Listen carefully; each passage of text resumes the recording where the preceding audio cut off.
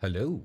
I think we're live finally, and I think on the wrong link, but I hope that my audio and video are now connecting and getting through. My systems at least seems to be giving me a message. So welcome everyone to For the Love of Comics and our first live stream of the year, which has obviously started with a whole bunch of technical snafus and but I think we're online now, so I'm finally very glad to be here. Of course, there might not be anybody here. This is not really something that I had planned, this live stream, so I didn't announce it ahead of time. I didn't have stuff out there except for maybe 30 minutes ago, and then it was the wrong link shared, so whoever was there for that is now gone. But I do see there are a couple of people in the chat, including Ashwita, so she's there as the moderator if it needs moderation. But as I said, I don't think I'm expecting there to be many people on this.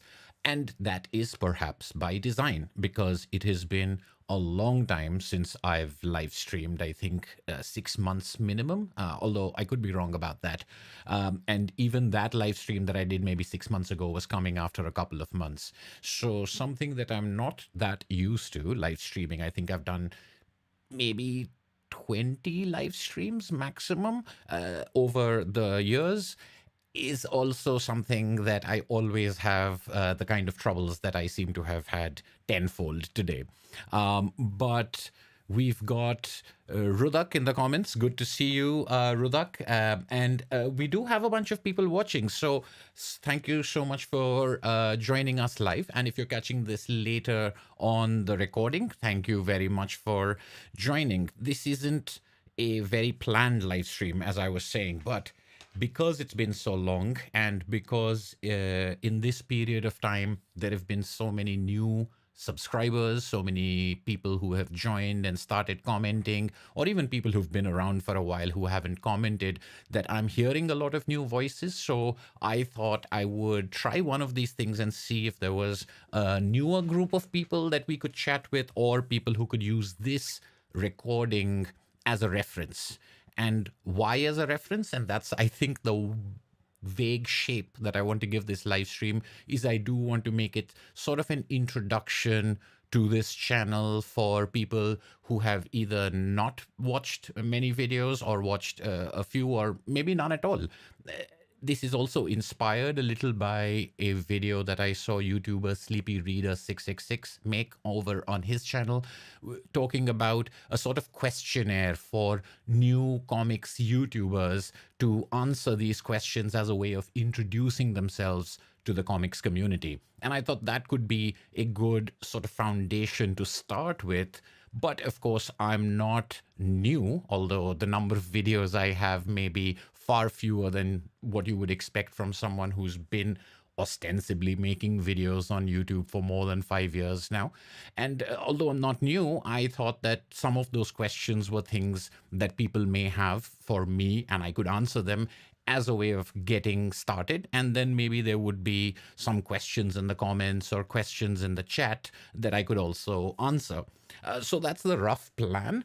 But really, it's about getting back into the groove of live streams, seeing if I can get the audio and video coming across properly, first of all, after a failed attempt. I'm hoping that now the picture is as it should be, the audio is as it should be. Let me know if it's too loud or too soft. Let me know in the comments if you're having any problems with the picture, although nothing on my settings is raising any alarms right now, so I'm cautiously optimistic.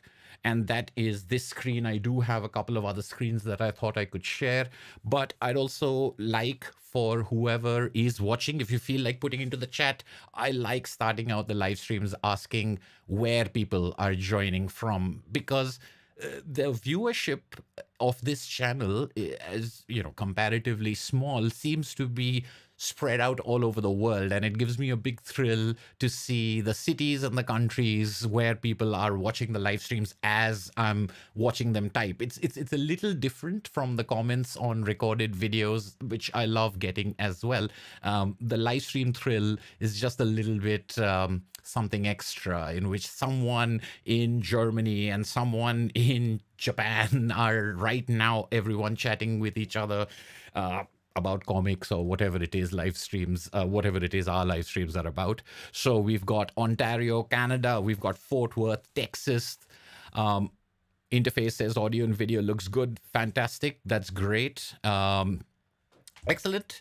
And yes, so keep putting that in there and do introduce yourself to people in the chat. I can see already some familiar names, as well as some names that I may not have seen before.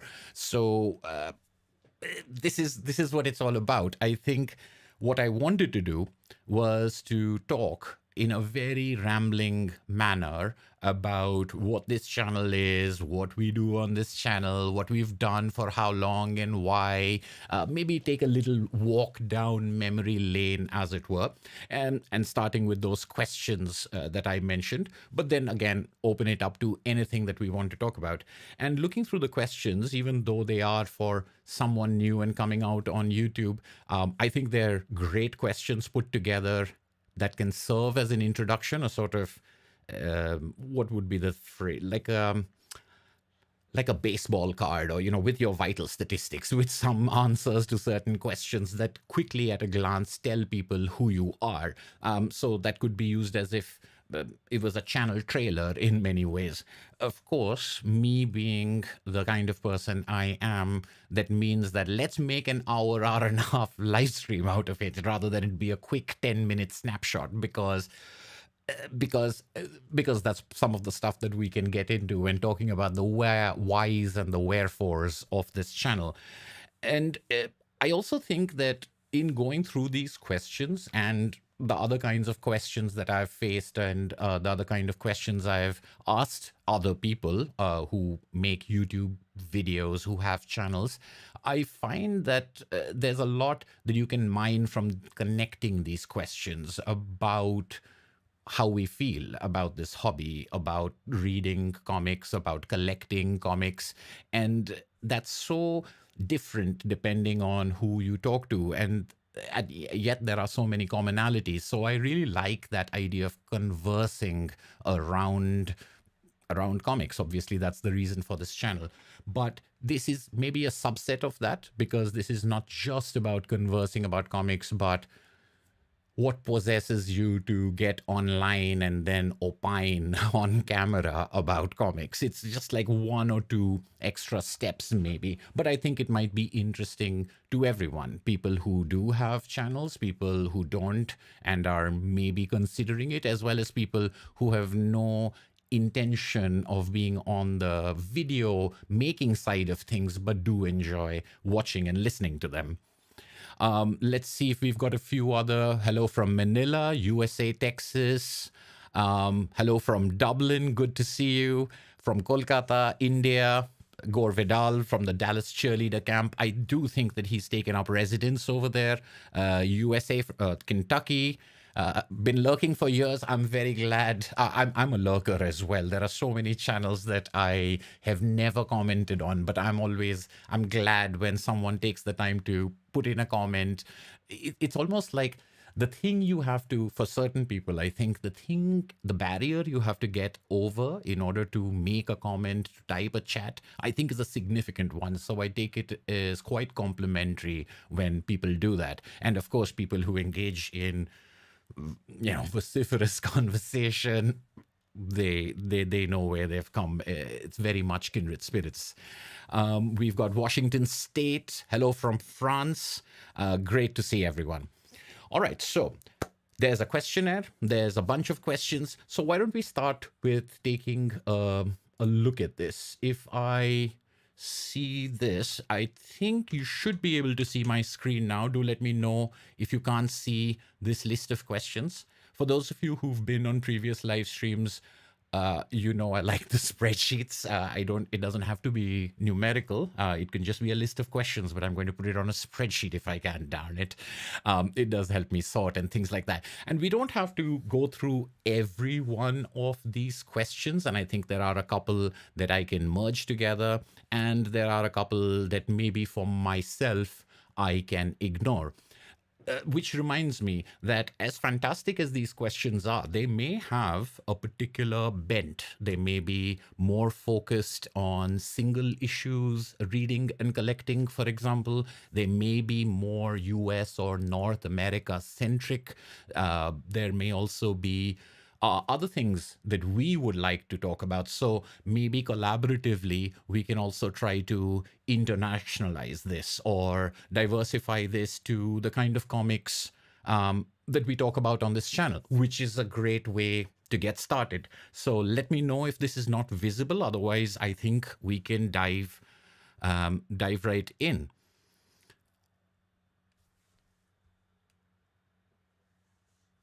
All right, so I think, oh, we've got an, Shidi Ben says the community at the store level is mostly toxic and I can't find like-minded people there on Wednesday nights.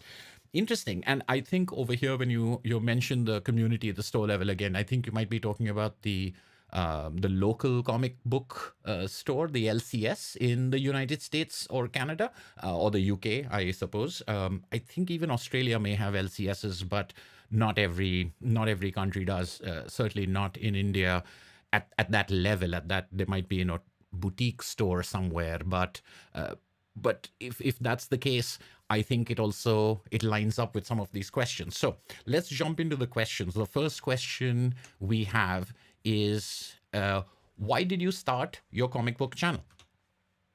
And I think this answer would be quite complicated, but also quite simple in many ways. The simple answer would be to join the conversation. But that's not technically true, because honestly speaking, I wasn't, when I started this YouTube channel, I wasn't aware there was a conversation. And because I didn't have a very full picture of YouTube. So the way I knew about it is it was a repository for videos that people link to for other purposes. This whole idea of logging into YouTube, that was a much more later phenomenon. I just went to YouTube anonymously, usually following links or maybe searching for how to do it yourself videos. But when people shared links about comics, they would share links to videos that showed a particular absolute edition or a particular collection or a collected edition that had come out. And I would watch those videos and they seemed to be like reference videos. I didn't realize that there were people out there who were doing this on a weekly, bi-weekly or a daily basis even. I didn't realize there were subscribers who were waiting. So I didn't have any idea that there were YouTubers who made videos and chatted with each other. I found out about the more vloggy, individual comics reading diary side of YouTube only after I had started making videos. And that did have an influence on me. And that's what I think. Well, let's take if you don't mind, what I'd like to do is I'd like to take a look at the earliest videos that I made. And let's see if I can now handle this. What I need to do is substitute one picture for another. Did that work? Are you able to see the other screen of mine? If not, let me know in the chat. Although now with all these screens open, I've lost the chat. I'll get back to the chat. I'm sure if need be, Ashwita can raise the alarm as well. So the very first video I made was about 6 years ago. It was a little over 6 years ago. And it was a look at the Akira 35th anniversary box set. And the simplest reason was I had bought this box set and some friends I knew online wanted a look at it. And we're friends on Facebook. I used to spend a lot more time on Facebook in comics groups. And on that, we exchanged photographs and we shared photos. And I decided to take a handheld video of the box set. But I wanted to do it a little where I had seen YouTube videos, and I didn't like the shaky hand when it's holding the phone, because I couldn't get a proper look at the book. So the one thing I knew is I wanted the camera to be steady. So I put my phone on a stack of books, actually a stack of Usagi Yojimbo hardcovers, and sort of put it in one place where the living room table was getting some light from the window, because the rest of the place is dark, because I'm quite vampirical and I like to live in a cavern. And that was it. It was to show people what that was. But while I was talking about it, I don't know, I put on some sort of an affected, like, oh, this is as if I'm making a presentation of something, even though it was just for my friends.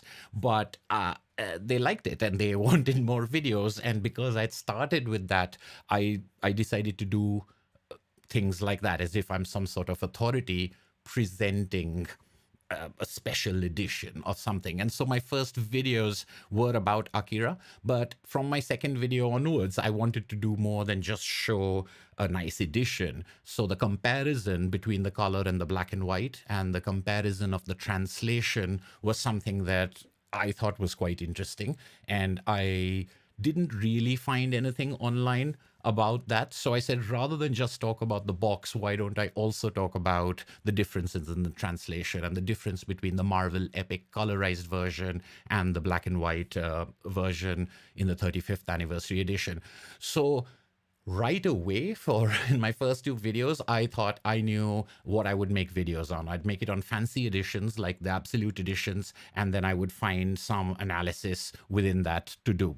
And that was something that would definitely change over the years, although much of that still remains.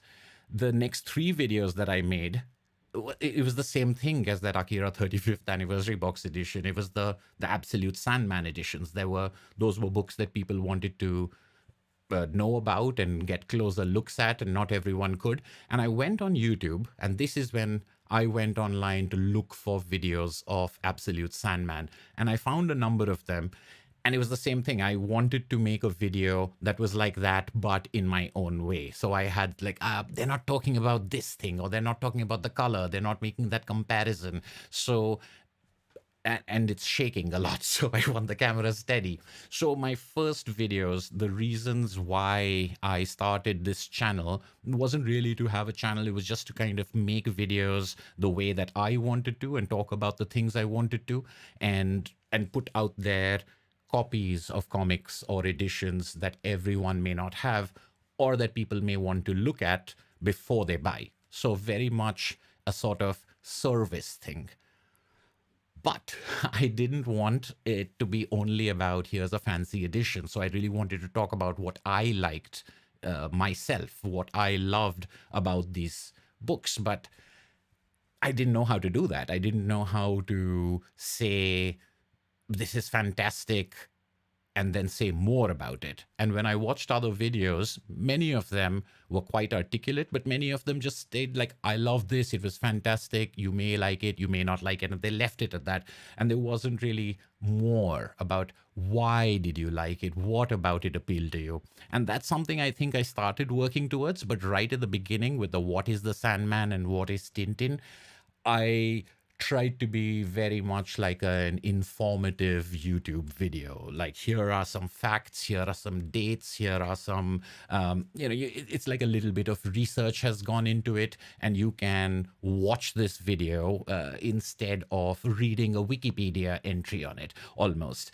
I tried to put a little bit more of what I liked into these things, and I think What is Sandman is the most boring and the driest one. What is Tintin started getting my opinion into it, but at the same time, I also wanted to show copies of books, so I had the full album presentation.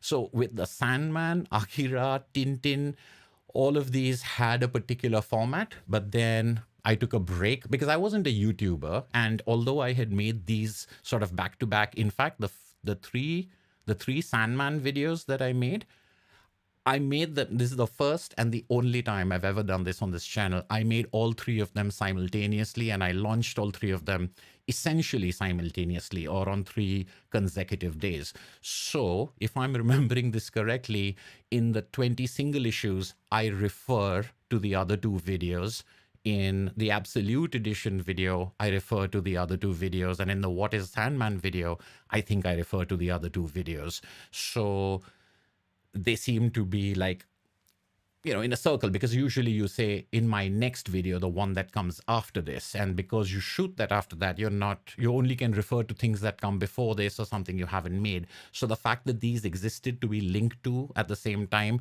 I think was my like, ooh, this is the way one should do it. It's a family of videos. And of course, I never did it again. I mean, not that I didn't do family of videos. I never did them simultaneously linked up in that way. But it did occur to me that I didn't want to make a video only. I wanted to make 2 or 3 videos on certain things. So with Akira, I just didn't want to make it on the box set. And then with Sandman, I wanted to make 3 videos on the single issues, the Absolute Edition, and on the series itself. And the same thing with Tintin, is that first I wanted to have the album presentation. I wanted to have what is Tintin. And then I wanted to get into comparisons and editions and black and white versus color and things like that. So those Tintin videos were, I think, most formative for me to say that I wanted to create groupings of videos where everybody's videos that I watched on YouTube, they sort of existed by themselves. But other videos that I watched, and over here, I think I was inspired not by comics YouTubers, but by board game YouTuber, in particular, a board game YouTuber named Rado, who's just terrific. And he has this channel called Rado Runs Through. But he used to do 3 videos. He used to do a setup video, he used to do an extended play, and a final thoughts. Now, this isn't the way I approached it, but I love the idea of having a family of videos around one thing. And so I figured what I would want to do is I'd want to talk about what is great about a series. I'd want to show a couple of different ways of reading that, maybe in editions and things like that. And I'd like to do some sort of an analysis related to maybe the editions or the different ways there are of reading that.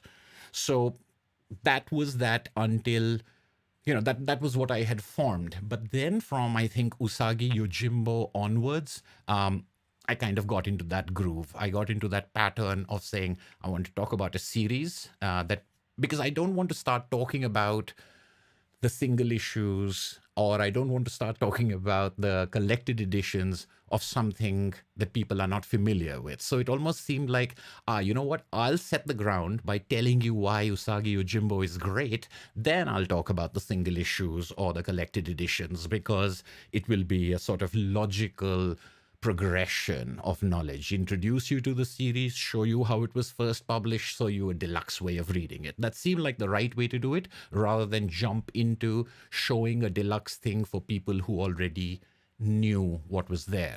So I would say, when looking at this question of what made you start your comic book channel, I would say it was very much a desire to talk about things in detail, to talk about things in depth. Now, I've made hours of video content. It does not necessarily mean that they're valuable, but I think most of the time, the nuance and the subtlety that is needed in looking at things gets lost in a sort of concluding statement. I liked it, I didn't like it. It was great, it was terrible. It was okay, it was forgettable. That need to summarize, I understand it, and I know why people speak that way, but it doesn't seem to be enough, at least the way I looked at it as far as YouTube videos were concerned. And when I saw people at that vloggy end of it, not people who were talking necessarily about what a great new edition is or what just came out this week, but when I saw people talking about books that they had read a long time ago, books that were their favorites and why they were their favorites, that was the kind of video that really appealed to me. So I started making videos thinking about one type of thing. But once I'd started making videos, I found other YouTubers, and I mentioned Sleepy Reader 666 because of these prompts right at the beginning of this video, but a number of people I found because of the channel of Earl Grey, who has a fantastic comics channel, and I've mentioned this many times. It was really inspiring to me that that kind of a channel existed, because he talked about not new comics only. He talked about books that he had had for years, and that he had built up a collection of, and over the years he had followed this author or this pair of collaborators, and he put it all together, he curated them together. And I love those kind of spotlights, and I realized that that's what, that's the kind of video making that appealed to me.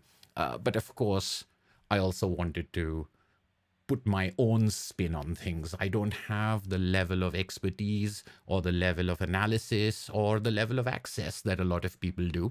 But what I wanted was, can I get the density of conversation or even of blog posts and Reddit textual conversation? Can I get some of that in an audio video format on YouTube? Can I attempt that without it being those really academic, not academic in a negative way. I think about academic as a very complimentary term, but not the video essays that are truly analytical about the craft, and not the here's what I bought this week sort of update. Something in between, something that takes the personal and the vloggy and the low-key do-it-yourself, all by yourself in front of a camera aspect of YouTube, and attaches it to the, what do I think of this work? How did it move me? What do I think about writing? What do I think about literature? What do we think about these works? And how does that affect the way we look at other works? Those are the kind of things that I thought would be interesting to try and put in a YouTube channel. So to make a short story very long, that's what led to me starting the comic book channel. I will come back maybe to that, but now we'll go back to the questions. But let me quickly check out the chat as well, unless people are chatting amongst themselves. If there are any questions for me, I would just say at me. That way I can see it flash up on the screen. I am wearing my glasses constant. Like in other live streams, I've not had my glasses on, just put them on to look at the comments. I've decided to do away with that. They're just going to be here.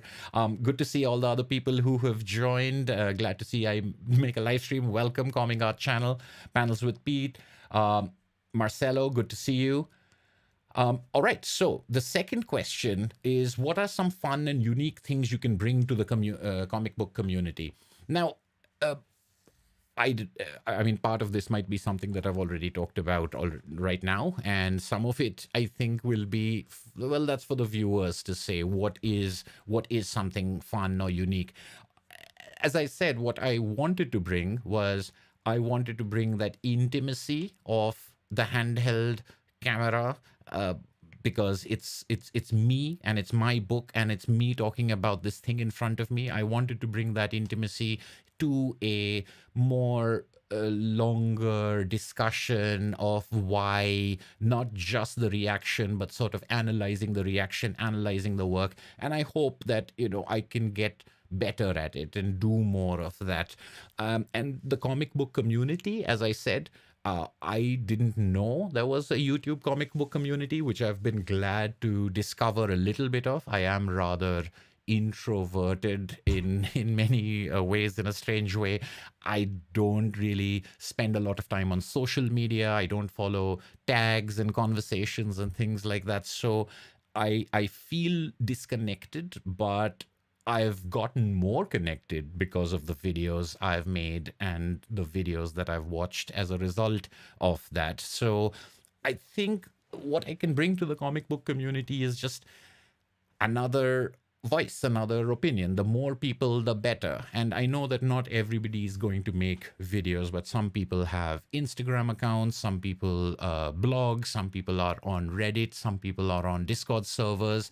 There are people who express themselves in the way that they find that works best for them. And for me, I could write, but there are so many people who are better writers than I am, and there's so much that you would have to do in one way, go down so many different rabbit holes.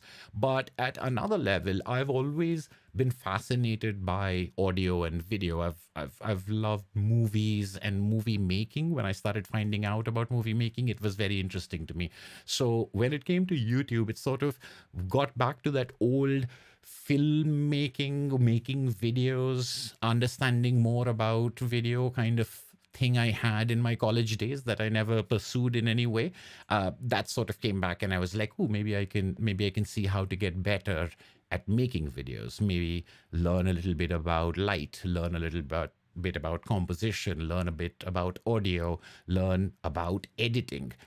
I'm a fan of editing. I am a professional as well as um, enthusiastic editor. I like working with language. I like constructing and breaking things up, apart and then putting them back together in a better shape. And this would be sort of like that, but with a completely different set of tools and in a different medium, while still linked a little bit to things I knew. So I thought it would be an interesting way of trying something new that was still sort of connected and linked. So the fun and unique things that I could bring, I again, it's up to the it's up to the audience to say, but I would say that I would like to bring the things that I enjoy, and I enjoy making videos. I enjoy learning about making videos. So I like to take that into my videos, where even if it's a 5 or 6 minute video, it often takes me a long time to make because I'm trying to learn everything about it and I'm trying to make things better than they were in the previous ones. So if you look at my videos and go through my channel, you'll see that the look and feel of the videos change and swing wildly, and not always like improving and getting better. Sometimes you'll see something just like fall backwards and say, how did he end up with something that looks that bad or sounds that bad? And it's because I'm always messing with the settings and the knobs and the little curves just to see what it will do, and trying out new things. And then I give myself a deadline, so whatever I have at that point, I put it out there and then try again later. So I'm not very good at managing deadlines. I'm not very good at being regular with my uploads, and that's horrible as far as like YouTube stuff is concerned. But it doesn't matter because I'm not doing YouTube as a job and I'm not doing it to earn money, thank goodness. So I can kind of just do my own thing at my own pace and allow myself to be as indulgent and as precautious as I want to, because I'm not really trying to be professional. So those are the first two questions. I'm going to Michael Cooper asks, "How often do these live chats happen?" This is great. This is a very informal live chat, but this is a great question, and I do want to talk about this because this is part of why I named this January live stream 2024, because I really enjoy doing live streams. Usually they have a topic, and usually I'll have a stack of comics that I want to talk about, but they are more rambling, they are more freeform, they are more back and forth. So it's something that I really enjoy doing. But at the same time, I haven't gotten to do as much because there are other kinds of videos that I want to make, and that editing also gets crammed in there. The short answer to this question is I would like in 2024 to do one live stream a month. So January, February, one live stream a month. If there are 4 weeks in every month, I'd like 2 of them to be a particular kind of short video, one of them to be maybe a slightly longer spotlight video, and one of them to be a free form live stream. That's my idea. Now, I'm not going to say that's my plan, and that's definitely not my resolution, because I have no way of knowing if that's going to be something I can live up to. But if all goes according to plan, and if I can make things work, I would say live streams every month should have one live stream in it. Um, it's a good thing when you have it as a job. You work the system too much, clickbait and drama and so on. Yes, and and people talk about the algorithm and things like that. There's no escaping it. Even if you're not a professional, even if you don't do it for money, even if you don't earn anything from it, if you have the creator dashboard in front of you, and if you're a certain kind of person, I'm sure the numbers, they get into your head. You'll be like, if one of your videos got 50 views and your next video got 50 views, if the third video gets 10 views, you'll think, what's wrong with this video? Why didn't it get 50 views? It doesn't matter what the numbers are. It's the relationship between them and the questioning and the scrutiny. And it happens all the time, especially when you take a lot of effort behind something and you're like, oh, I really want to make this video. I really want to talk about this. And you put it out there.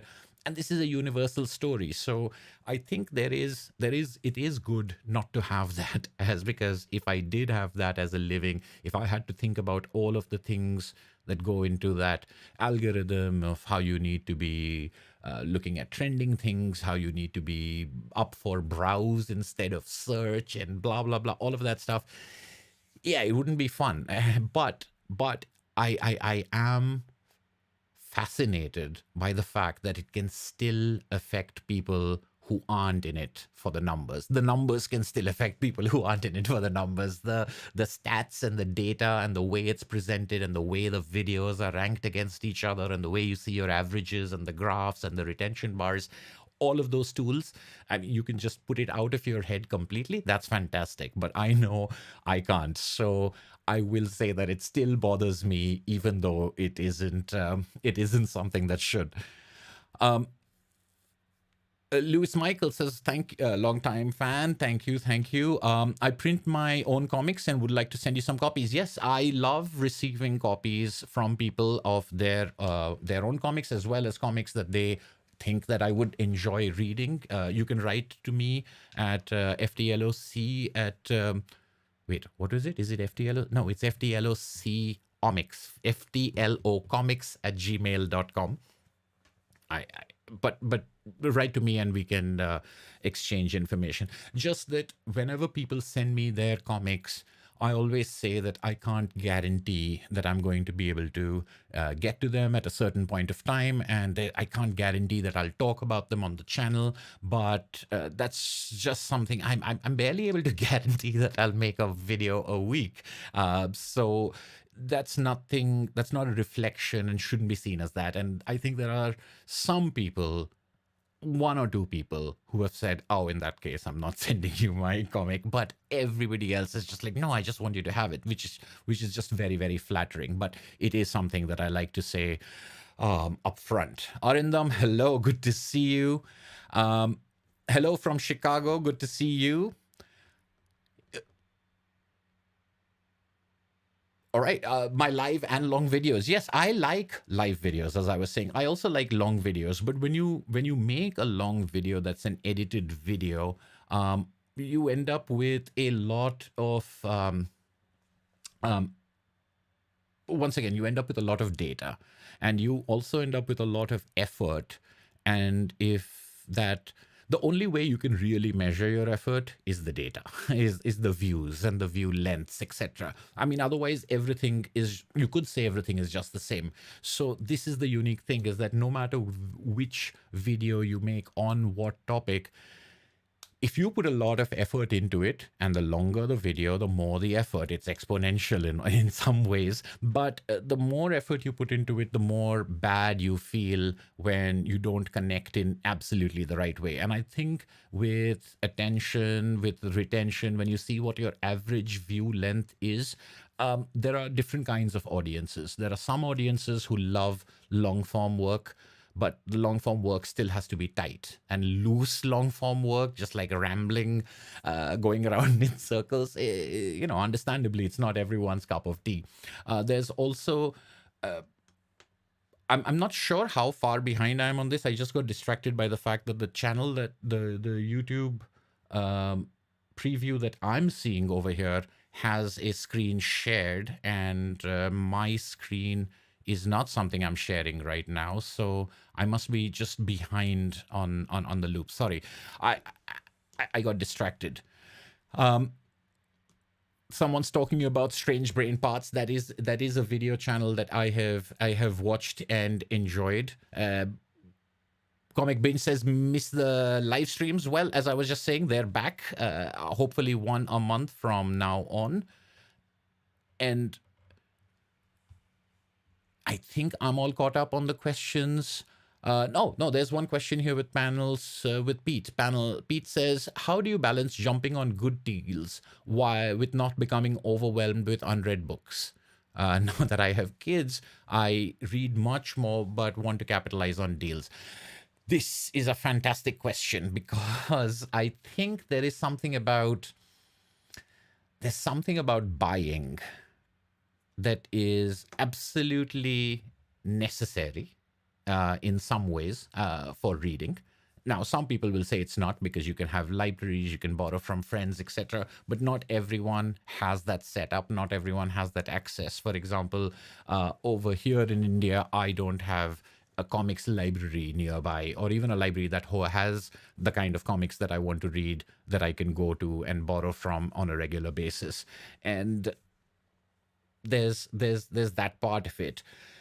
But at the same time, I've also realized that as you get older, most of the time it gets easier to buy stuff and harder to read stuff. So it is a conundrum that I think many people face, that maybe you have a job and maybe you've got some savings and maybe you're earning a little better than you used to. And I remember when I think about being a student, all I remember is being broke, and being broke all the time for years on an end, being broke and being jealous of other people who had money. So when you get a little bit of cash in your hands, it can feel great that you are able to finally buy the things you wanted to buy and you read them. But it does, if you do run out of time to read, the deals part of it, I think, is some sort of a rationalization. I don't I don't know if it works out mathematically. I completely understand what you mean, but I think I've just stopped going after things that are deals because they happen to be deals. I think it needs to be a lot more. First of all, it needs to be something that I would have wanted to read at full price. So one of the things is I wouldn't buy that at full price. I wouldn't try it out, but because it's on sale for 50% off, I might as well take a look. Now, I'll be the first to admit I've done that many times myself, but that's, the way I look at it is there are certain things you want to try out and you don't know where to start, and then you found one thing dirt cheap. And here I'm not talking about a deal, because for someone 20% off is a deal, for 15% off cover price might be a deal. How, like, how does one define that? But the problem is, if you buy a lot and every one of them was a deal, the amount of money you spent and then has been spent on something you're not reading, that amount of money is still the same. It doesn't matter whether you got 40 books out of that instead of 20 unread books and 40 unread books at the end of the day end up being unread books. Now, I'm not saying that one shouldn't have 100 books on their shelves. That just doesn't make any sense. You should. You should be surrounded by books that you have yet to read. But I think I have been worried about the rate at which the number of unread books increases, which means that the buying hasn't slowed down. Maybe the buying has even speeded up in some cases, and the reading isn't keeping pace with that. So it's that gap. Now, if you always had 100 to 120 books that you haven't read on your shelves, I think that's fine. But I think when that 120 became 150, became 200, became 250, I think that's the problem. So as long as you're making some headway and you're keeping that gap balanced, I think it's fine. But I do think it's very easy, especially as you get older and especially as you get a little more comfortable in life. I think it's very easy to get into the buying part of it and getting the thrill from the buying, the thrill from getting the deal, the thrill from owning that fantastic edition and having it on your shelves. That replaces the thrill of reading, which is a gentler thrill. It's not as spicy. And that's just the world. It's like someone was saying about YouTube. If you're focusing on drama and focusing on negativity, it's because it appeals to people more. So spice, spending money is spicy, but well. Uh, I don't know if that answers your question, but I do think I want to read more. I'm not going to stop buying books ever, but I will. So one thing I mentioned in one of my recent videos, I think it was in the first part of my most memorable reads of 2023, and I was talking about The Treasure of the Black Swan by Paco Roca, published by Fantagraphics. And that's like, I know there is a new Paco Roca book out, but I'm not going to get the new Paco Roca book until I've read the Paco Roca book that's on my shelves. And it's the same kind of thing that I did recently with Box Brown, who I love. And I know I'm going to get the Box Brown book. I know I'm going to get the next Box Brown book. But The Accidental Czar was a book that I hadn't read. And I was like, I'm not going to order the He-Man effect until I finish reading The Accidental Czar. So in some ways, you can do it with, say, creators or a series. Again, I'm not saying you should or you shouldn't. I'm saying this is one way of doing it. And I know that people have a very strong opinion against what I do, which is I buy one volume and then I buy the next volume and then I buy the next volume. And not because they're being published one at a time, but they all exist out there, but I'm not buying 5 or 6 volumes at the same time. It's not like I haven't done it in the past. I just don't want to do it now anymore. Maximum 3 of slim trade paperbacks if it's a series. And the only reason I say it because I recently had to catch up on Usagi Yojimbo, and the last 3 IDW TPBs were ones that had passed me by. And so I was like catching up by getting, so I got 3 trade paperbacks as soon as I say that. But I think that's one way you can look at it. You can say, I'm not going to buy volume 5 until I've read volume 4. Now, I know people who are worried about things going out of print and them not having the same edition, etc. They might get frisky about that, but then harness the friskiness and get to reading volume 4 is one way of looking at it, I think. Parikshit asks, how do you decide the right price for comic books in India, especially since most of them are not published there? That's a very good question. How do you ever decide what the right price of anything is? I think the price of something is what you're willing to pay for it. Now, when you say what you're willing to pay for it, you don't want to be taken advantage of. You don't want to be fleeced. And that's a relative concept. It's like, oh, you're selling me something that's worth $20 for $40. You're trying to take advantage of me, or you're exploiting me. It's only if you know that it's worth $20 or someone else can get it for $20. So that's a relative piece of information somehow that now becomes something that informs what you're willing to pay for something. So I think it's a very complicated question. I don't know how people decide. I don't know how I decide. I might decide in some cases that that $20 is too much for that collected edition. And at the same time, I might spend $30 on a particular single issue that I really want to own, even though I have it in a collected. I mean, like, I'm not saying that's me. I'm trying to think if I've ever spent $30 on a single issue. I probably have, but that's not the point. And the point is there's no logic that can be applied across. It really comes down to what. But if you're asking, how do I know what a good price is in India? My basic way of looking at it is, what is it worth? What is it price that new in the United States? And for that, I usually use Amazon.com. Like, what's the list price or what's the selling price on Amazon.com? And then I see what are the used prices on Amazon.com or eBay or something like that. So that gives me a range of. Now, I know I'm not buying used books over here anymore. There used to be fantastic avenues of buying used books in India. They used to ship from the United States, ex-library copies. I've got so much of my collection has come from US libraries, public libraries, getting remaindering their stock, and they shipped to India. So I bought many, many books, but I think those kind of avenues have dried up. So I do a basic list comparison, list price to list price comparison. And that's how I know if I'm getting a deal or if I'm not. But again, getting back to that question about how do I keep myself from, being tempted by a deal? That would be like, I often, my wife will know this, is like, I'll say things like, this costs $50. This was a $50 list price in the US. Now it's out of print. So most of the time people want $65 or $70 for it. Can you believe that this Indian web store has it for sale for $40? Isn't that just amazing? Shouldn't I just get it just because of that itself, just that number? It can go that way.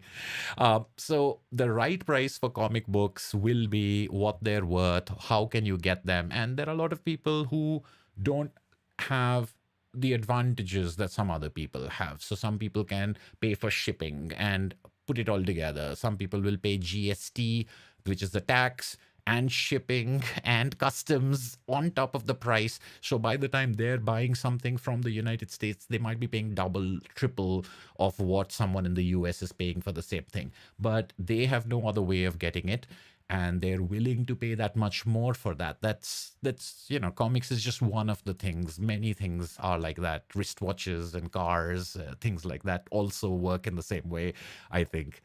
Pontus Presents, good to see you, sir. Talk about fantastic YouTube channels. Pontus Presents asks, do you ever sell books? No, not really. I've tried selling books. I just don't like the process. Maybe it's my environment, or I don't find it to be like this nice, healthy trading. Oh, which reminds me, there's some questions we can get back to on that list, but it's not worth the hassle. I don't like having to go to the post office and mail stuff out, for one.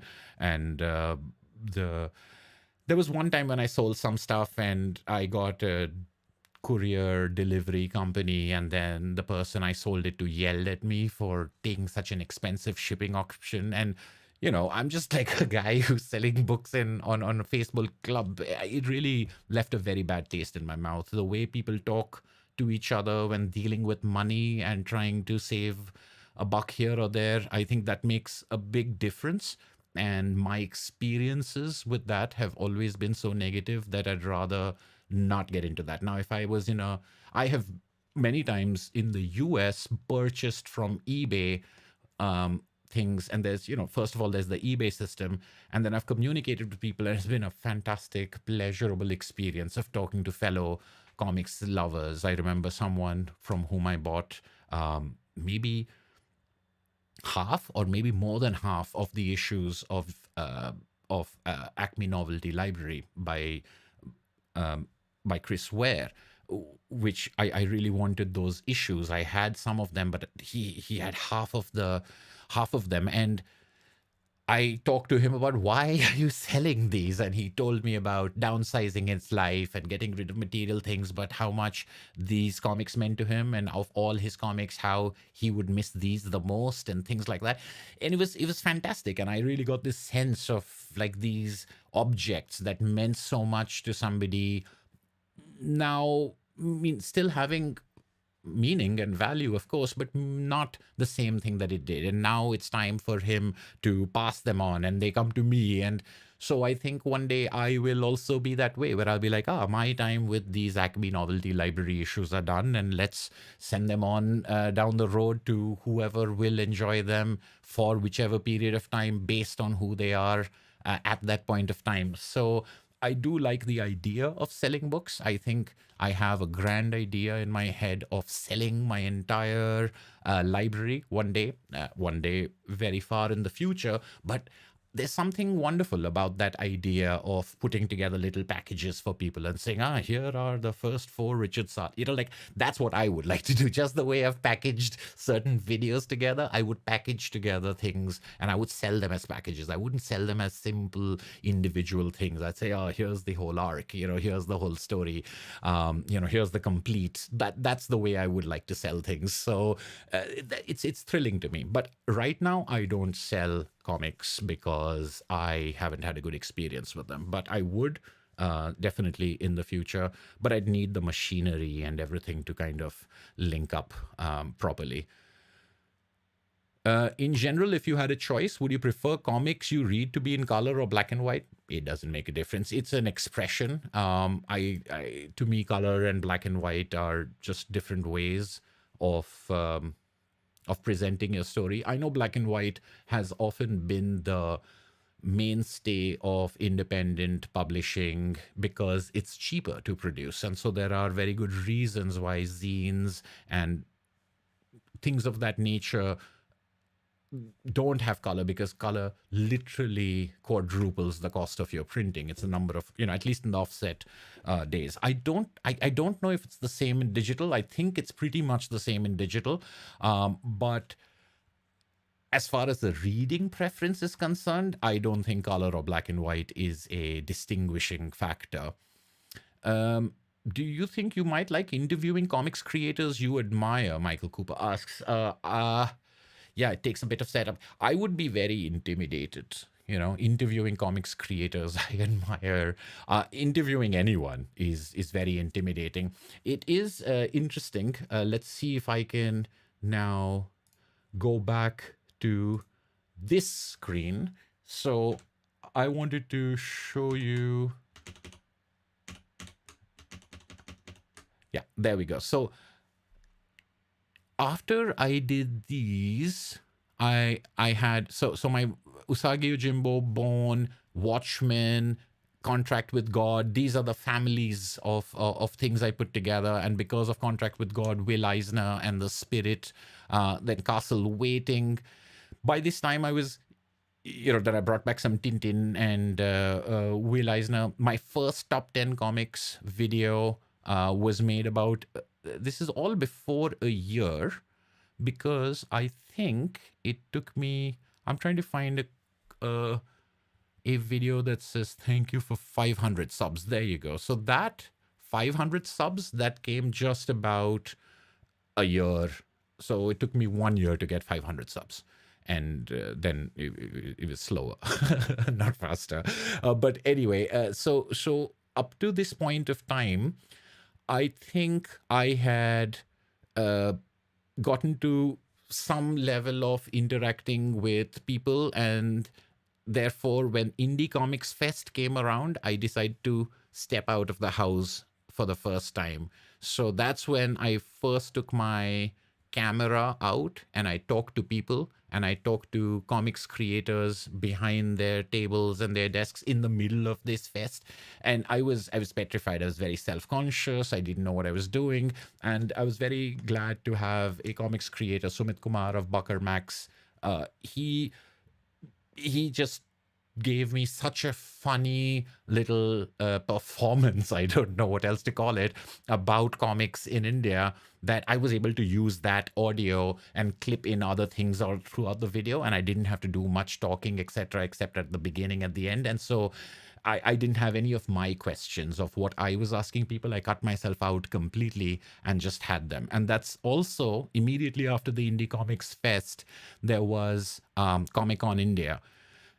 And in Comic-Con India, I got to meet John Layman, Declan Shalvey, and Pete Nguyen. 448 views. It's like one of my least watched videos of all time. And I was very happy with this video. I thought this was a lot of fun. I went out there and I got a microphone that attaches to the top of your camera so that I could get better audio than the terrible audio that the camera had. And I sat like right next to them because I didn't have a tripod.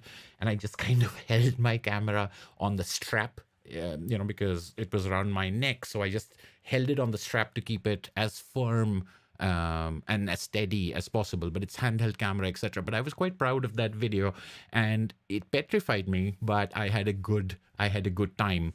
I would say that I would probably be equally nervous if I was trying to interview people online, but I wouldn't mind doing it. I just don't know if I'm journalistic enough to interview people. I think interviews are such great conversations when you've got expertise on both sides, and I'd probably be like, I don't know, it's like a Chris Farley sketch from Saturday Night Live. I'd just be that fawning sort of interviewer who'd be like,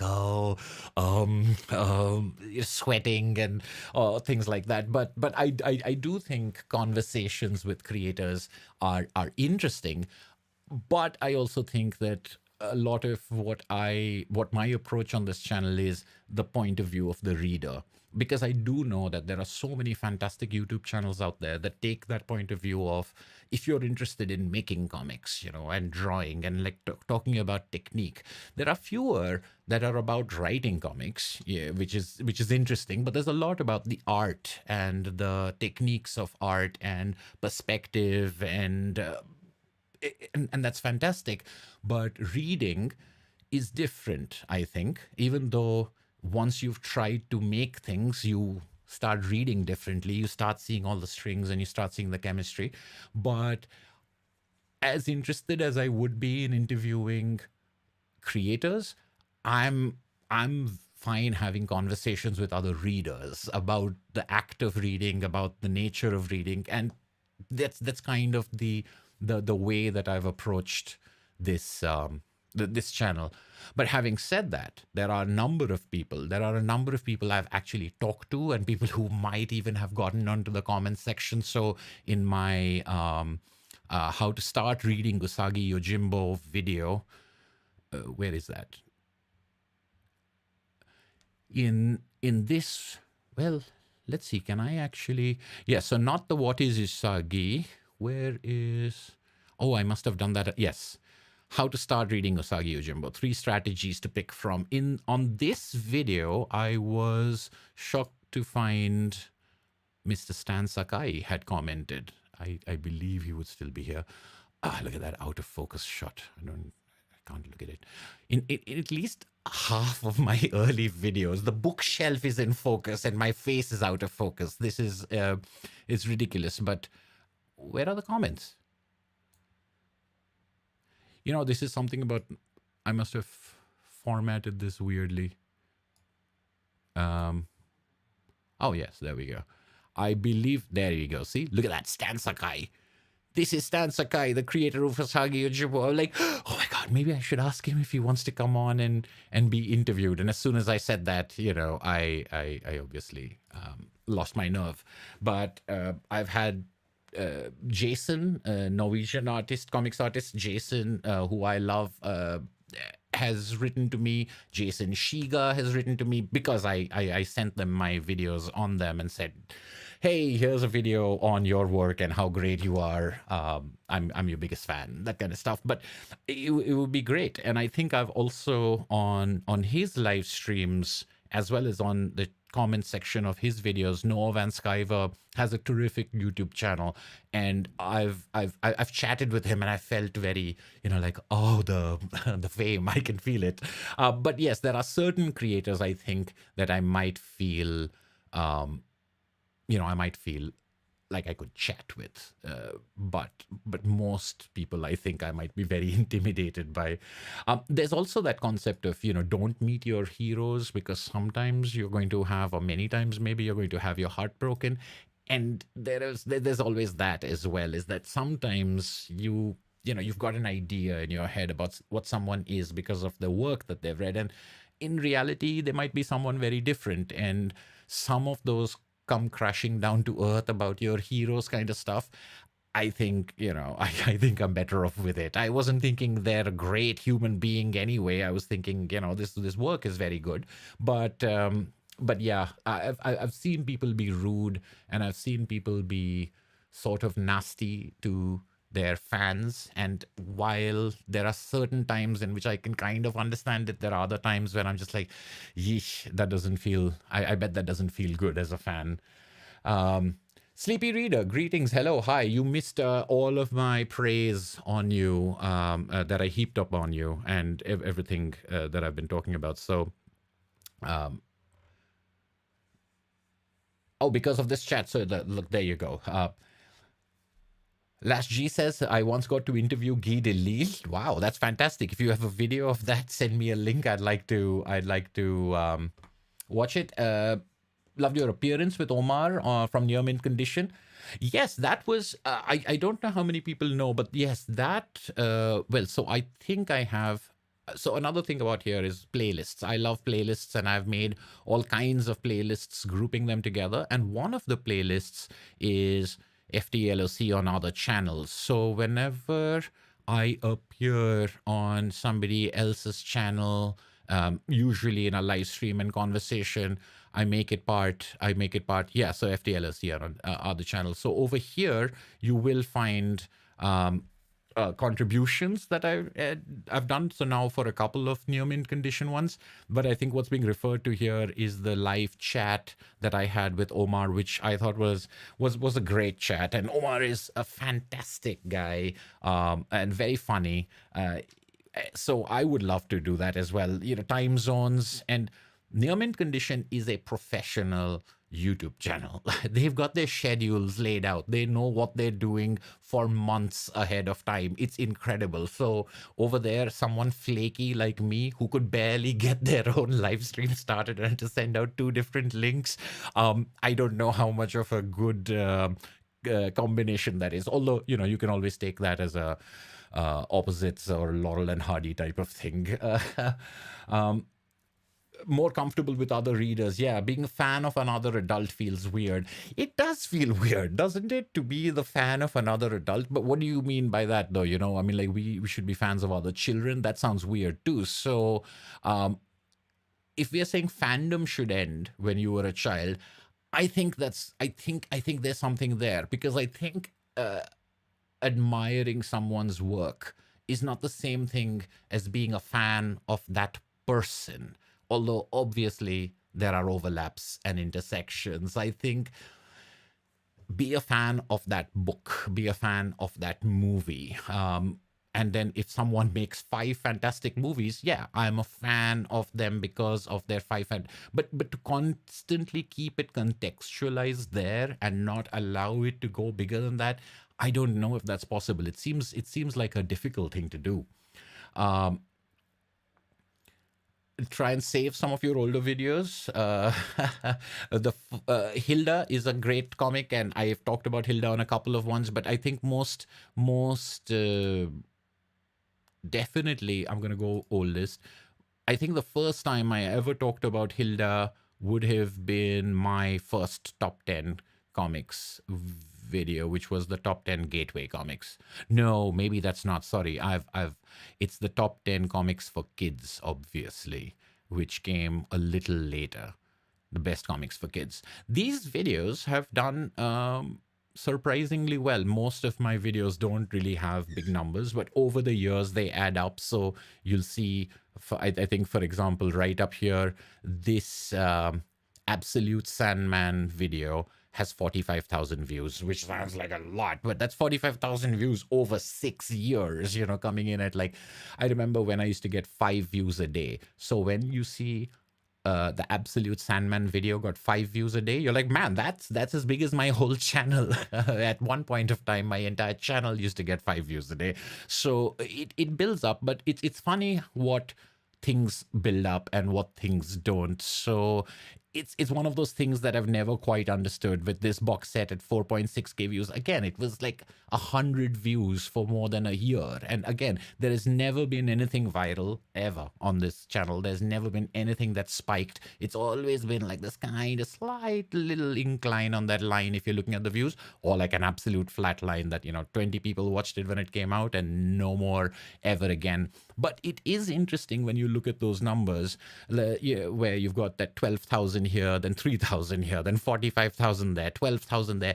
On What is the Sandman, if you see the thumbnail moving, that's the whole video. There's no, I don't show a single book. I don't show any B-roll. I just talk about the Sandman in a really boring fashion. But 12,000 views on that. The split Tintins, but the Tintins are the big videos, or were the big videos that constantly got people in. So this top 10 is not always as big. I mean, like, I don't, the Absolute Watchmen, so 30,000 views, 12,000, 15,000, these are all big numbers because they're still showing, here's a special edition, here's something here's something fancy, here's something expensive. It's not necessarily the case when you get into the weirder things that you want to talk about. Like, which volume 2 of Castle Waiting should you buy if you want the whole story? It's like nobody really asked for the twisting history of Castle Waiting, talking about it going through 3 publishers across, self-publishing and Fantagraphics and the problems between Linda Medley and Fantagraphics. So it's like, what was I thinking making that? It's 687 views. It's like, you make this thing. So when I made the top 10 gateway comics, I didn't think, oh, here's a thing that'll be a YouTube thing, but I did think a top 10 should be more popular than the publication history of the single issues of Linda Medley's Castle Waiting. And I mean, it was again, but the Hilda stories and Zeta the Space Girl, Owly, and Bone, of course, as like these are comics I really wanted to talk about. And I think I made the best comics for kids video just so that I could talk about Hilda, Owly, and Zeta the Space Girl. And of course, there's Don Rosa and Karl Barks are there. But I know that Don Rosa and Karl Barks get their, they get their due. But again, it comes in, it's like, why did you start this channel? Why did you make this channel? Because there are books I want to talk about, and there are books that are really fantastic. And I've got to get people interested in them, so I've got to give like half and half. So you'll see there's a lot of that. There's like, oh, here's some Absolute Sandman, and here's some Usagi Yojimbo, because to me Usagi Yojimbo wasn't being talked about enough. Oh, here's some Batman Year One. Here's a comics collection. These are the kind of things that people want to see, people are asking for. But also here's a little, I don't know. I go on with the comics collection for a while, but here's the stuff that I loved reading. Here's my first awards ceremony, etc. So I think that really does connect to that whole point of why start a YouTube channel. What's the reason behind it, and what do you bring to it? It's like I don't bring to it these comics because I didn't make the comics, but I do want to bring to it conversation about things, particularly I think that are not Marvel and DC, or even to a certain extent Image and Dark Horse to us, but there's a lot of really good stuff in all publishing things. But what is the attention on YouTube on what are people making videos on? They're making videos on their pull lists. They're making videos on the monthly trips to the comic book store or the weekly trips to the comic book store. These are a particular culture. This is a particular locality. That's not all the experience. That's not every experience. And even with these prompts, like what do I bring to the conversation? Probably a lot of pedantic, like, if you say comic book, you're really saying a comic book. But when I say comics, I'm saying comics is the medium. So even if the categories are called comic books, you would say a comic book is something else, and comics are something else. And if you want to say a comic book and manga and graphic novels and Bond SNA and Fumetti, and I'm just like, just say comics, and let's just call them comics, and let's just talk about all comics together from the point of view of the medium of comics, rather than getting too bogged down in the publisher and sort of corporate licensed characters. Thank you. I'm not going to read out all the kind words, but thank you very much for the kind words in the chat. What matters more than the views is if you're happy with the video you created. Yeah, I think so. I think in some ways I'm happy with every video I create, and then every video I create I feel I could have done more. But you always do want to know outside of your own self. If I enjoy every video and I like every video, then what's the difference between them? I can say, oh, this one's edited a little differently, and that one's maybe a little too dense, and this one is maybe a little too superficial. But it's good to have corroboration, or it's good to have discussion about that. And in the absence of that, the views and the retentions and the comments and the likes, they, whether they should or not, whether you want them to or not, they do stand in for that. They do stand in for, oh, people really like that one. People really didn't like this one. That's the way that I think it's inevitable that you translate them that way. So managing that and trying to think about that, particularly when you've got a certain kind of, and I'll talk a little bit more about the numbers of YouTube if you want to, but when you've got a certain kind of weird balance, which is where my channel is, where my channel, I think to some people looks bigger than it actually is, because they think about subscribers, whereas my subscriber count and my view count really don't link up at all. And I know why, and I have very good reasons and analyses why. But am I going to do anything about it? Probably not. This is the kind of perverse thing I was talking about. Is like, I think you do need stuff on YouTube that is perverse in that way. It's like, it's not like I don't get it. It's not like I don't understand it.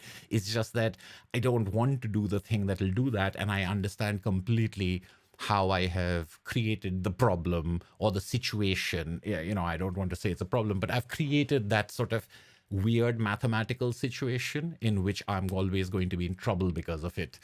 Ah, well. But yeah, so it does matter more than the views that you're happy with it. But I do think a lot of these things make a difference to us, whether we directly say that they do or not. Um, did you read Superman Harvests of Youth? Not Harvests of Youth. No, I do like Superman, and I am working on a small Superman video and then a big Superman video somewhere in the year. Let's see what happens.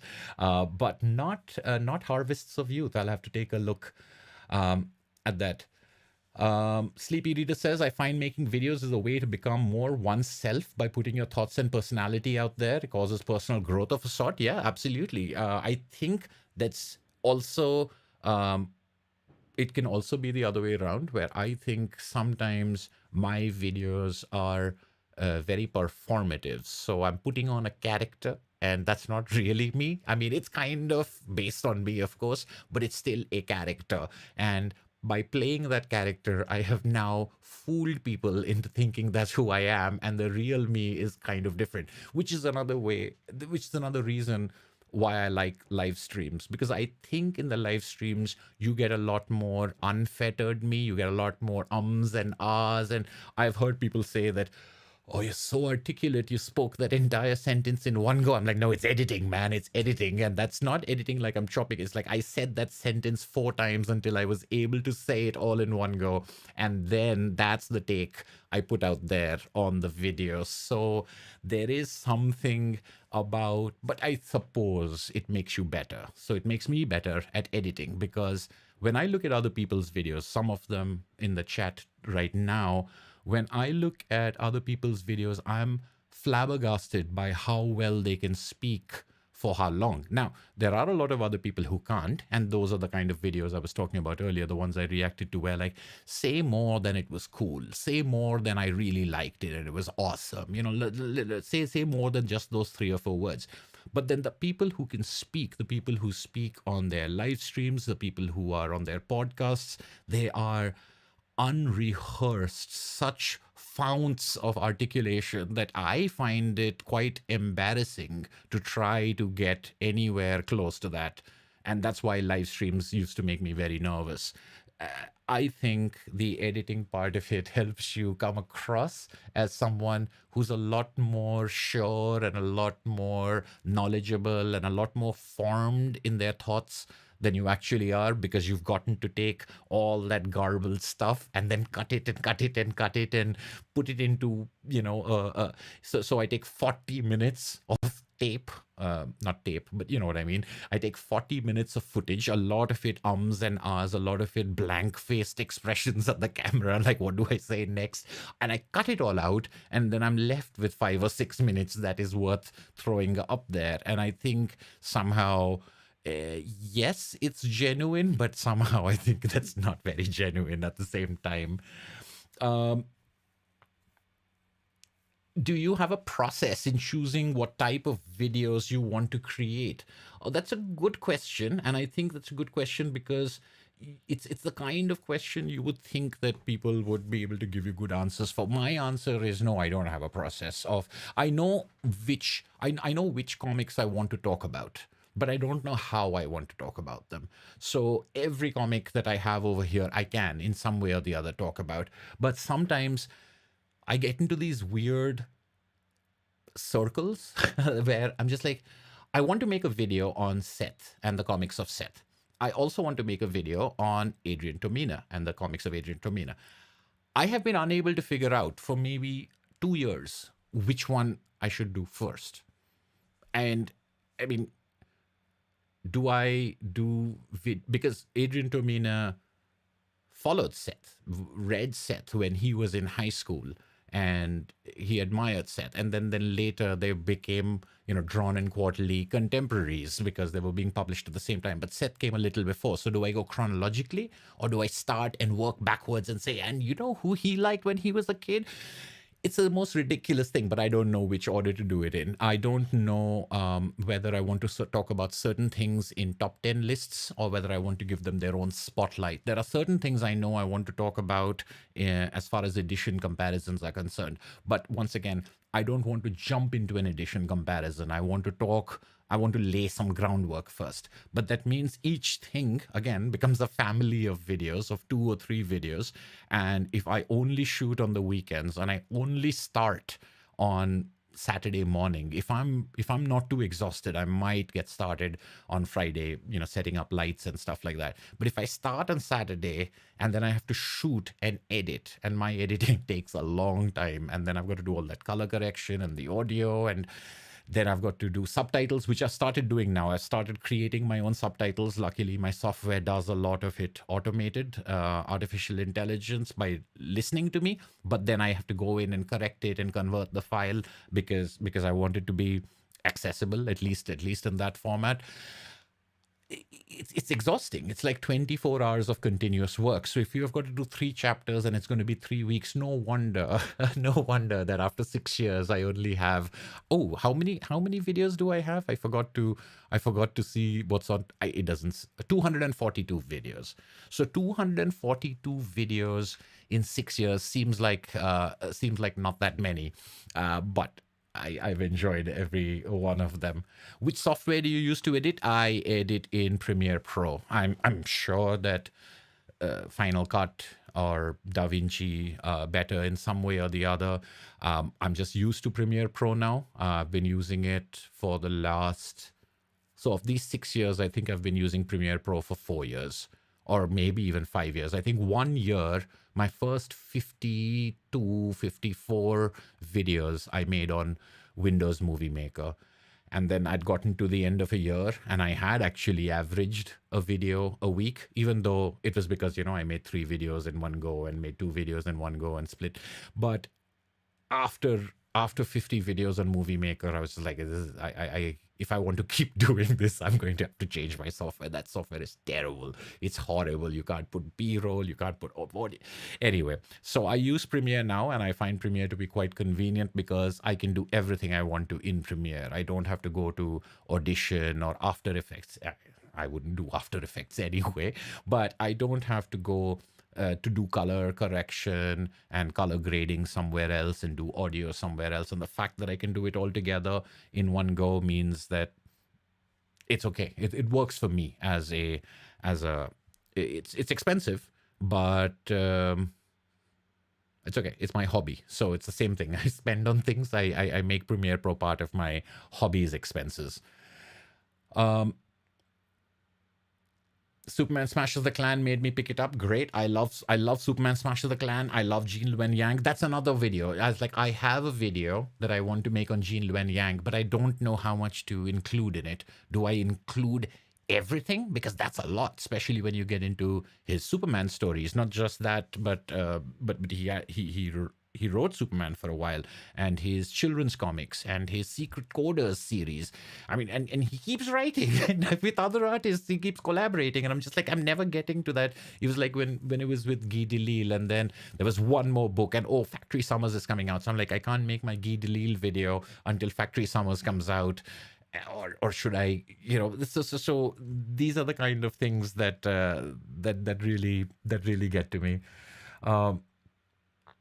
Panels with Pete says you need to wait till Seth or Tomina die of old age. Yeah, I know. It was very, I mean, you joke, sir, but I knew when I started, even before I started this channel, I knew that I wanted to make a video on Richard Sala. And I just kept waiting and waiting because I didn't have the Grave Daughters, Robert. There was one book that I didn't have. There was one comic that I didn't have. And I just wanted to have them so that I could make a video that was existing. And then he died. And I felt really bad about it because I had talked to Richard Sala online because I bought art from him and he used to sell online. And he wrote to me he said, "Do you live in India?" Because of something, and I was like, "Yeah, but you ship it to my sister in the U.S. because please don't send me stuff to India. I don't want to take that risk." So we chatted, and he'd sent me a nice note, and one of the pieces, has a drawing of black cat behind. So I really wanted to make the video and send it to him, and yeah, that didn't get to happen. But I did make my top 10 fantasy comics. I think I have that video was in 3 parts. And my top 10 fantasy comics, I had Richard Sala's Delphine in there. And I think my friend tagged him on that video and he shared it on his Facebook page.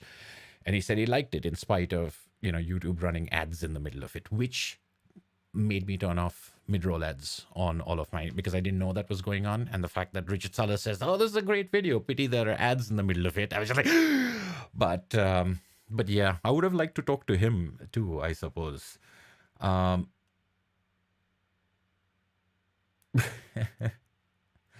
Tomine was in his teens when he started with the mini comics Optic Nerve. Yep, he was like 16 or 17 at high school when he started Optic Nerve. All of them are, all of his zines are in 32 stories. And the second edition of 32 stories has them in that nice brown wooden box thing. And then Optic Nerve moved to Drawn and Quarterly. So that self-published Optic Nerve is in 32 stories. Do people at work know about your channel? Yeah, I guess. I think. Yeah, one or two of. I mean, nobody cares. This is another thing. I mean, like everybody's worried about, who's going to say. Nobody cares. Nobody cares about this channel. And the thing is that if anyone ever did decide to check it out, first of all, they wouldn't know how to find me. And if they knew exactly what it was, I guarantee they'd just have to click on one video, and within 30 seconds, their eyes would glaze over and say, there's nothing here. There's nothing to make fun of. There's no drama. There's nothing to blackmail this person. They're just sitting over here, talking about comic books as if. Edward says, "I've done 571 videos in 18 years. Though if you count live streams, that's like 100 more videos. Yeah, so 671 in 18 years.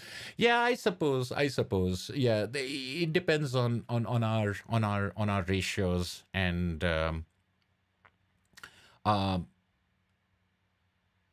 but I think the number of videos you make is a funny thing. I mean, I want to make more videos, but I also when I make a video and I don't like it, I feel lazy. Like if I try to take a shortcut, I feel lazy. If I try to do something half baked, I feel lazy. So like not I feel lazy as in I don't want to do it. I feel I'm being lazy by taking that shortcut.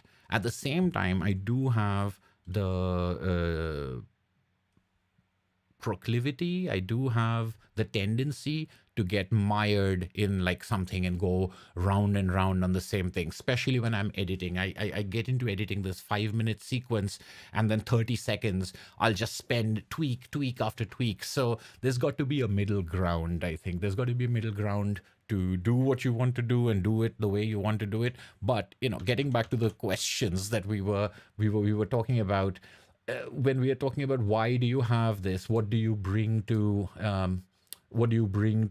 the community, etc., it's just it's not really very professional, but I do want to have that individual flavor. Every like if every video, how can I put this? I think when I watch YouTube, I don't necessarily watch only for the information.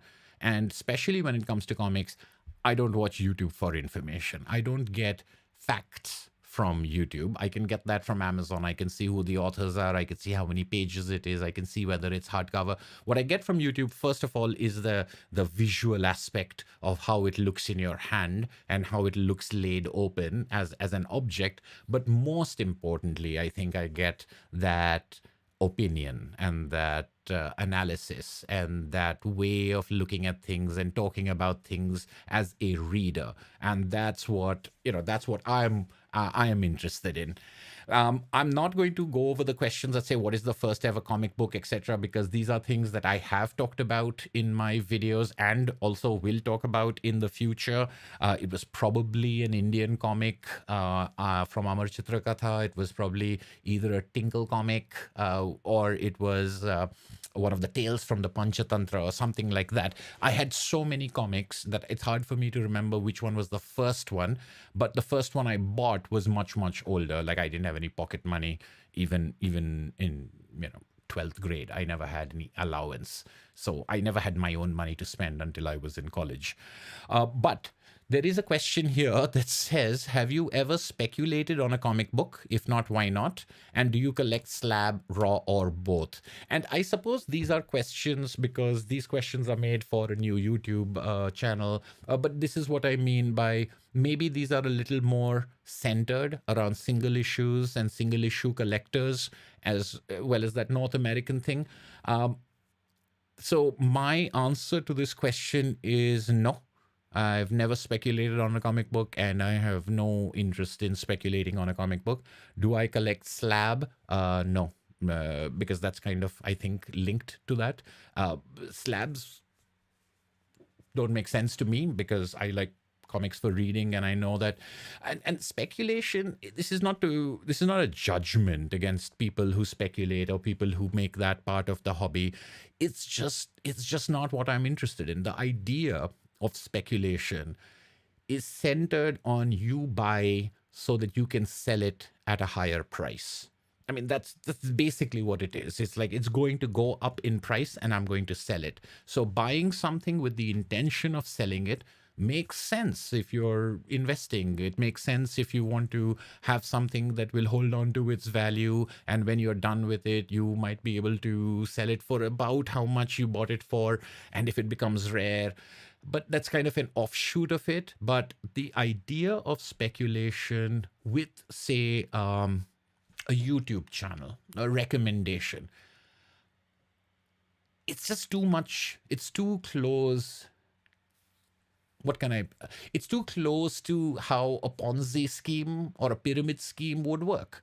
It's if I think that I need to sell if I buy something because I want to sell it, I'm going to make it sound great because it behooves me that other people think that it's fantastic.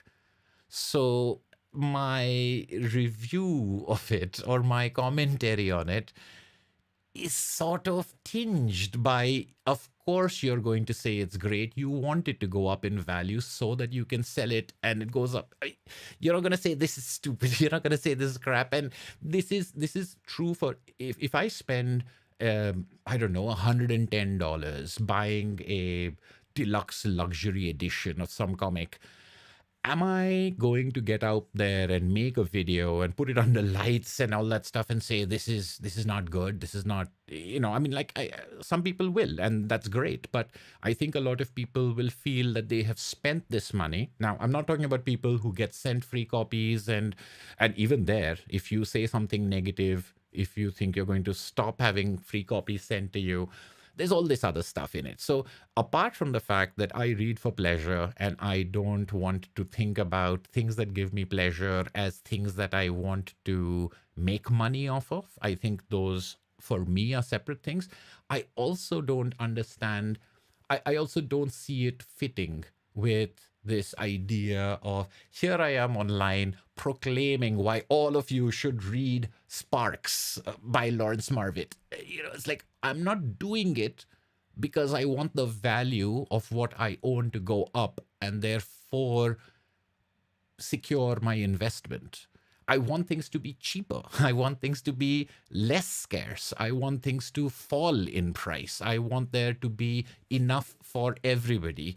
And that is the opposite for me of this notion of speculation and the speculation of comics. And on a different level and very connected to it, I'm not a fan of the financialization of everything in our lives, that everything has to be a token, everything has to have a value that goes up or goes down. It's just like, and there's a lot. There's, if someone starts singing, you're like, oh, you should record that and put that online, and you should try to make money of it somehow, you should try to make fame out of it somehow, or you've got to make, you've got to mint everything into a token that will rise in value, because every single aspect of your life needs to have a sort of valuation to it. It really bothers me in many ways. I'm a big fan of objects. I'm a big fan of beautiful objects and possessing, I'll reconcile myself to my materialistic nature, but I don't need to go to that extra step to make myself think that what my collection is worth is determined by something like money. And I think that's one of the reasons when people say, how much do you think your whole collection is worth? I find that to be really one of the most boring questions. And I don't hold it against someone who asks, but it's nobody who's a fellow reader, nobody who's a fellow aficionado asks that question. Nobody says, how much is your collection worth, to each other, the people who have collections, because they know that it came at the cost of other things. They know just totaling up what the prices of these would be and how much they have accrued in value since I bought it. That's what people, and that's getting back to that earlier question about deals. That's essentially the same thing. It's about, here is a perceived value, here is the value I'm getting it, here is the value I'll be able to flip it for. Whether or not that is what we articulate or plan out as our plan of action, that ends up being somewhere in the background, that ends up being part of that. And to take something like reading, something like stories that I love so much, and applying that to it seems slightly offensive to me. But that's just, again, that's my personal take. I have no interest in CGC slabs. I have no interest in encasing books in lucite so that their value remains preserved. The value, as the cliche goes, is in the reading, and that's what I buy books for. But buying to sell later at a higher price, it just doesn't intersect for me. I think a lot of people in the comments are, pump and dump. It's exactly that whole idea behind the pump and dump. It's like, it's very similar. It's like that thing. But it seems to me that the comment section, luckily, at least at this live thing, I don't know how the recorded session, although this is so deep into it, no one's going to get to it in the recording. Nobody watches live stream recordings anyway. But yes, obsessing about value of a collection seems to be a way of smart or practical. But here's the thing, Sleepy Reader. I understand. Oh, sorry. I moved this, didn't I? Now I'm not going to be able to put it back where it used to be, or am I? Okay, it seems to have worked. Sorry, Sleepy Reader. Sleepy Reader says, obsessing about the value of collection is a way of... now I've gotten... I keep messing up all my windows, unfortunately. Let me try this again, Sleepy. Obsessing about the value of a collection. I know what the problem is. It's in the wrong window again. Seems to be a way to make the collecting seem smart or practical. Why would anyone want to make collecting seem practical? The whole point of collecting is to be gloriously impractical. The whole point of, whether you call it hoarding or, being a completionist or whatever, it's like, this is the kind of impracticality that we revel in. If we are so fragile that we need to take what we love and is our, obsession and justify it to people who don't share that passion, there seems to be something weirdly self-loathing about that. It's just like, why? And it's similar to the things that I've heard some people say, where they say, I don't drink, I don't do drugs, I don't spend all my money going out to nightclubs or to casinos, comics. They make comics sound like a vice. They make it sound like a thing that they should be forgiven for, but they don't need forgiveness because they don't do all these other bad things. So definitely it's better than drinking and better than doing drugs. It's a harmless addiction. addiction is bad, and addictions are bad no matter what type of addiction they are. Addictions can be crippling, and so the harmless addiction is anything can be a harmless addiction until it becomes harmful. But the idea that it needs to be justified, the idea that it needs to be apologized for, and the idea that it needs to fit into the vocabulary and the thought process of a world that can only value something once you can put a dollar value on it. If you want to run in that race, I mean, I think that's the problem right there. I don't see that, and I don't necessarily think that's the reason why people speculate. People speculate because they like speculation. I would like to note that I love gambling. I used to play a lot of blackjack until I started playing Hold'em poker. And although Hold'em was the one that I played most, I played a lot of different types of poker, and low spade in the hole and 7 cards stud in Omaha high low split, because I love poker. And I do like gambling in that way, that I understand that what appeals to people about it. I also like to make sure that I keep myself controlled, and I'm very glad that I have become a much more well-behaved person than I used to be some years ago, because you could just ruin yourself. But my point is that gambling is gambling. That joy or that thing of getting in low and making a profit, it's all gambling. But I think when people want to gamble but they don't want to call it gambling, I think they should just be honest and say, I like gambling, I want to gamble. And this is something that I'm a lot more interested in than stocks or shares. I like the X-Men, I like Superman. Makes perfect sense to me. I don't think one needs to condemn that. I mean, speculation on these items, speculation on Pokemon. Once the speculators enter the market, though, what happens is your behavior and your demand as fans have now invited in a number of people who are interested only in that movement. And then you'll have a generation of people for whom that movement is a crucial part of comics and is a big part of why they like comics and why it just happens to be something that they read when they were kids, but today it's a speculation thing for them. So I don't like that intersection for myself.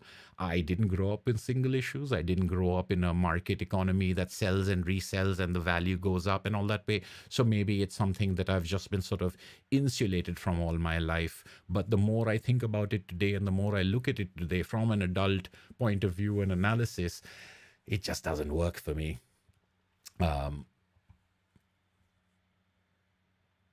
Let's see what other questions we have. Yes, Aaron Abernathy says people who come around and see my shelves full of books and their first question is what's worth the most. Yes, that's a variation on that.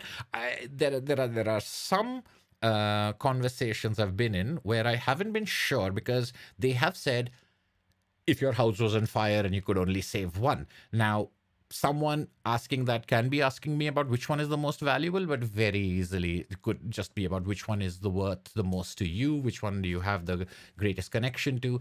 But even over there is this idea of which one's the rarest and would be the hardest to replace. So you expect somewhere that answer to kind of be in that direction. Even if you ask the question of what is the one comic you would save in the case of a fire, you're probably not going to say that trade paperback that you can go and buy on Amazon for $9.99. And the reason you're not going to save that in a fire, because you can replace it later. So even though the question is this way, the answer that it may be asking for might end up being a question like what's worth the most, or what's the total worth of your collection put together. But yes, trying to make everything into money, not a fan of that. Making money is not something I object to, by the way. I don't want it to come across as that. I just don't want speculation of comic books to be part of that, at least for me. Have you ever traded comic books? If not, why not? If so, what was the first trade? I think I may have traded comic books when I was very, very young. I don't think I realized it was a trade. I thought someone was borrowing something and I was borrowing something, and they forgot to return it to me and I forgot to return it to them. That's the way it must have gone. So when I was young, I definitely had comics and books go missing because I lent them out to other kids and they never returned them. And I think at a certain age, after a certain age, I think before me too, my mom got mad about that. And she said, no, you're not doing that unless you are going to go back to their house and get it back, because you can't just keep giving your books away and things like that. So long before I developed that consciousness, that happened. But I got friends who were good about returning books, and I was good about returning books. So in that case, trading with comic books, I think they were just too rare. They were just too few. So it wasn't Archie comics. Archie comics and Archie digests were plentiful. And they were sort of a, I think when I was young, I read them over and over again. But I think for a lot of people, they were just disposable one time reads. So people would read an Archie Digest. I would buy one. My friend would buy one when he finished his, or, when my neighbor finished hers. We just, because you're only going to read them once, I think was the idea, which is why today I don't have any of the Archie digests and double digests, even though I had dozens and dozens of them when I was a kid, because they sort of just fell apart and become ratty by lending them out and swapping them around and disintegrated. Whereas a lot of other comics, that some of them my parents got rather cheaply bound. Another video that I have been wanting to make for a long time, some comics of my childhood that I have next to me. But apart from those Archie comics, vanished forever. And I think once I traded a book of Indian comics with a friend of mine who gave me a bound book of American comics. So this was a long time ago when I was young. I lived I lived for a couple of years in Sri Lanka because of my father's job. So he was a Sri Lankan guy, and he wanted to see what Indian comics are like. And I had 4 or 5 of them sort of stapled together very badly. And he traded them for, I think, 5 or 6 DC comics. Not badly stapled together, very nicely bound together. In fact, I think I still have that book around here somewhere. That was the first Blue Devil I ever read. That was the first Blue Beetle I ever read. That was also the first Captain Atom I ever read. This is after Captain Atom had been bought from Charlton, and he had that silver whole thing. And that was the first comic in which the first Captain Atom I ever read had the Silver Samurai. And I think it was the first appearance of the Silver Samurai, who because of his whatever nanotech blade was he actually able to. So that is the one trade I remember, is my Indian comics for the Captain Atom, Blue Beetle, Blue Devil, and a bunch of other things. Like I didn't even know these superheroes existed. I didn't know who they were. Charlton mainly, I think. All the weekly comics, childhood comics, I'm very interested in, because there are so many people I know who seem to have their childhood libraries with them.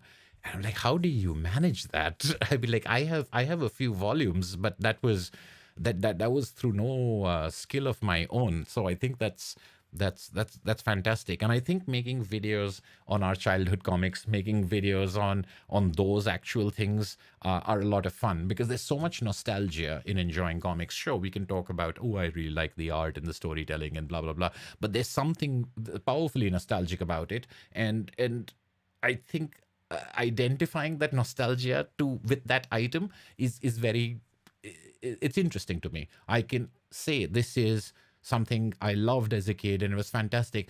And I don't have to necessarily mean that it is a great comic. I don't have to necessarily mean this is a masterpiece. And if anyone criticizes anything about this, they have not only ruined my childhood, but they are speaking blasphemy. There's having that sense of balance, I think, is important. And therefore, wallowing in nostalgia in a certain way, I think can be healthy, because otherwise you just don't know that it's nostalgia. You just keep pretending that it's actual current aesthetic response, which leads to all kind of trouble.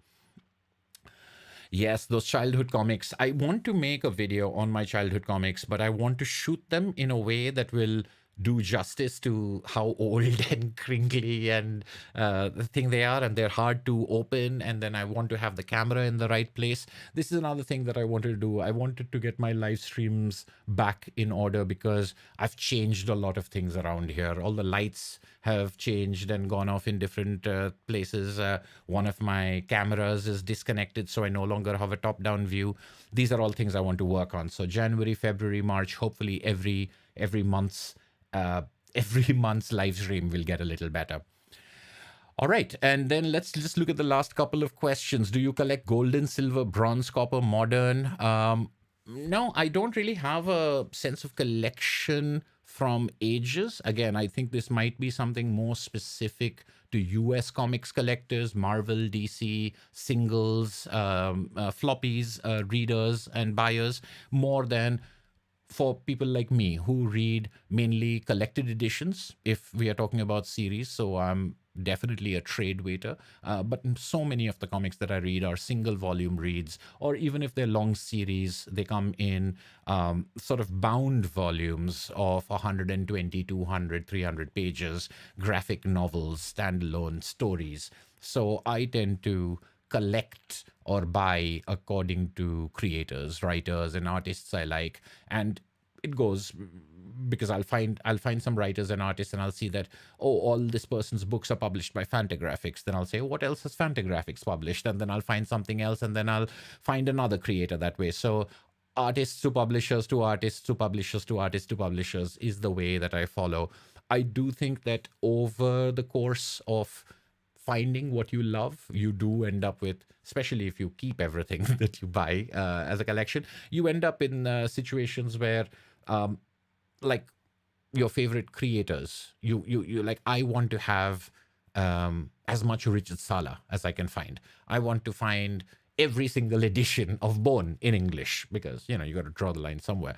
I've got to find every single the way that Watchmen has been published. So many people get into that sort of part of the collecting, which I completely understand. So I will create categories for myself based on what I find out there are. So as soon as I found out that there are, like, when I first read Bone, I read it in color, and I didn't realize it was black and white originally, and I didn't realize it was in single issues. And I loved Bone in color, and I couldn't conceive of how could it have been black and white single issues. So I got myself a couple of those cartoon books, black and white single issues, and it was like it was a different reading experience. And so then I collected Bone in black and white and in single issues, and I truly believe that it's a different experience. And then when I read it in the little, so it's become one of those things where I want to try every edition of Bone to say, does the reading experience change? Of course, once I find gallery editions and artist editions, that, and once you find absolute editions, you're like, oh my god, absolute editions! I must have more absolute editions. So I think those are the kind of parameters along which I would collect, not the age or the period. Again, maybe it's because it's not about speculation, or maybe it's because those categories didn't really exist for me when I was growing up. I used to read 1960s Superman, 1970s Superman, and 1980s Superman all mishmashed together.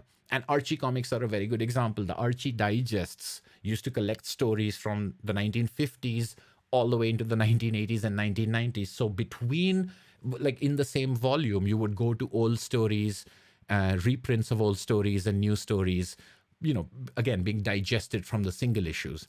I didn't realize Archie comics were single issues until much, much later in life. I thought they only came in digests and double digests. So I think how, this is part of that nostalgia, how you've encountered comics, how you read comics, how you discovered comics, and then what you really got into. I think those make a difference. So for me, the golden, silver, copper, modern age, they don't make a difference. I mean, I know some are old, like they were published before I was born. Some are published during my thing, and some are published this year. That's about the parameter I can use for time.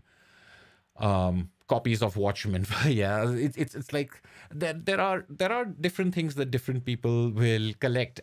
What I like to do is to maybe find why I have that fascination and then try to justify it. So rather than do the pump and dump of speculation, I'm like, I'm going to justify for you why I have so many Bone comics.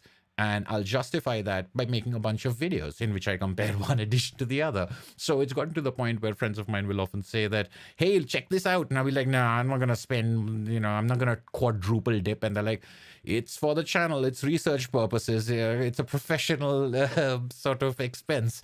So I think, justify a few things these days where I'm like, should I get that artist edition? Well, it would make a really good video, so I think I can use that as a justification for it. All right, but first comic book with your first personal story tied to it, I think that's a story for another day. I do have videos in which I've talked about these things. I think when I think about my when did I start becoming autobiographical in my start reading Usagi Yojimbo, I think obviously had questions of what I enjoy, what I like, why I would suggest something.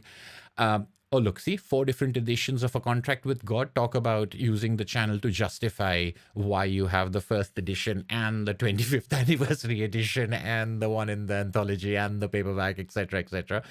But I think in my video on Day Tripper, I have a fairly autobiographical introduction to reading comics and getting into comics as an adult, as a serious reader.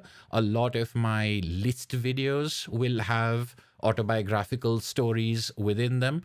I think I probably have rambling thrown into my collection, my shelf collection, etc. Some of those author spotlights, I'll talk about that author specifically. But yes, I think I've talked about it a couple of times before, but in the video that is what is Day Tripper, or I think what I ended up calling it is why is Day Tripper a perfect comic. Lone Wolf and Cub also has stuff at the beginning, but I don't remember if it's autobiographical. But yes, if there's a video like this is a jungle safari. Now, this is another video that a lot of people have not necessarily seen, but this is when I went off to a tiger reserve close to Delhi, and I took Bremod and Bertolucci's Love the Tiger with me, which is set in the forests that I was kind of going to. It's set in India over there. So then I talked about that and the experience of reading it. So I guess that's sort of autobiography.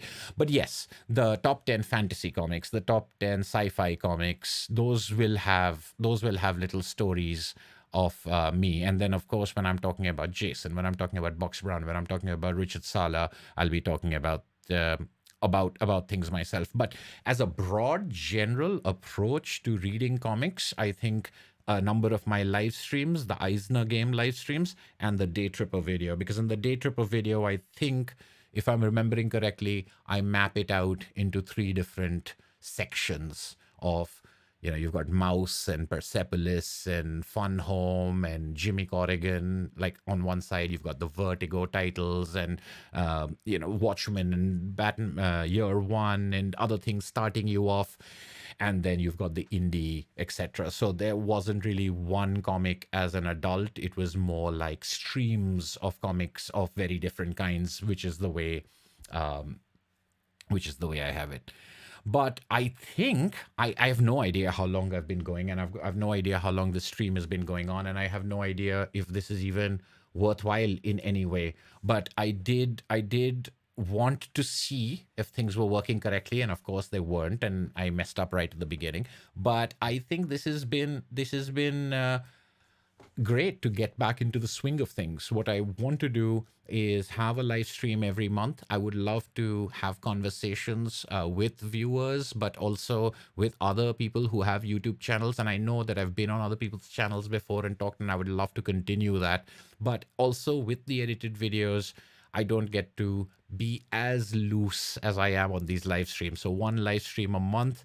But if you are coming to For the Love of Comics for the first time, and if you for some reason decided this was the first video you're going to watch, I'm sorry about that. But it is, but hopefully it gives a little picture of what this channel is, what it's gone through the last 6 years. I didn't actually spend as much time navel gazing as I was afraid I might, but I do think that if you go to my channel page, because YouTube just selects things and it'll select the most popular things and put it in front of people.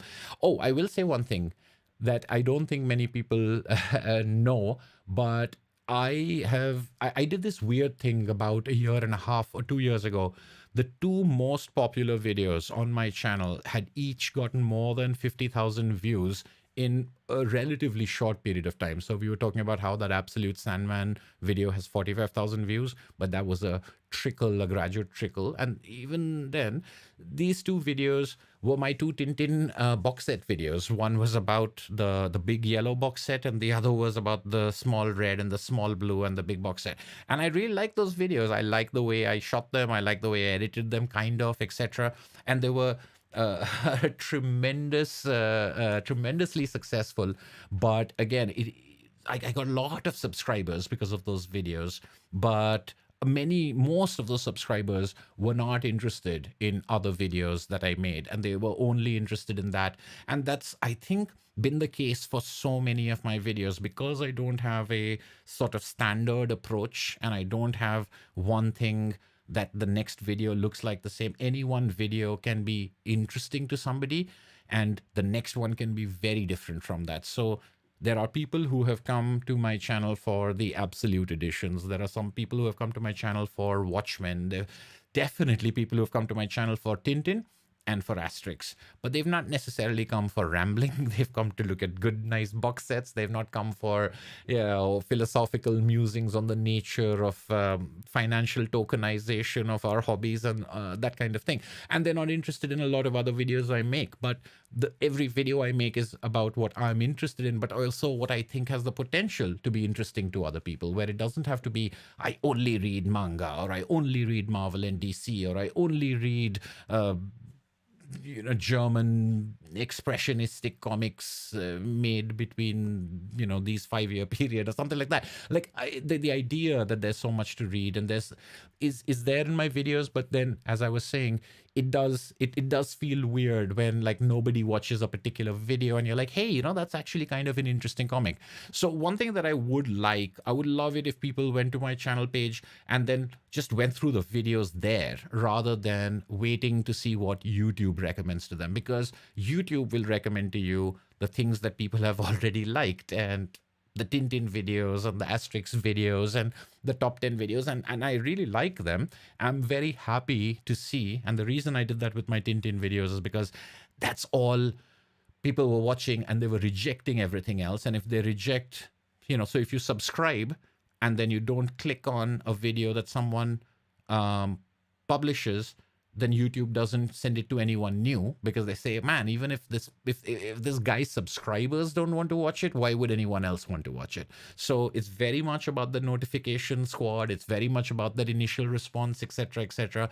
And then it sucks that you want to make a video on Pat Grant's The Grot, which is a fantastic book, and it doesn't have, that kind of thing. But I like the fact that they end up being references. I like the fact that YouTube search leads people to these videos many years after I've made them, and they get in touch with me then. So I'll always make the videos because they're not necessarily being made for this week or even for this month, is the way I'd like to think about it grandiosely. And that's one reason why I want there to be, decent audio, because it's got to last. It's got to last the ages. But my playlists and my videos tabs on my channel pages, if you go through them, I think you might be surprised by the different things that are there.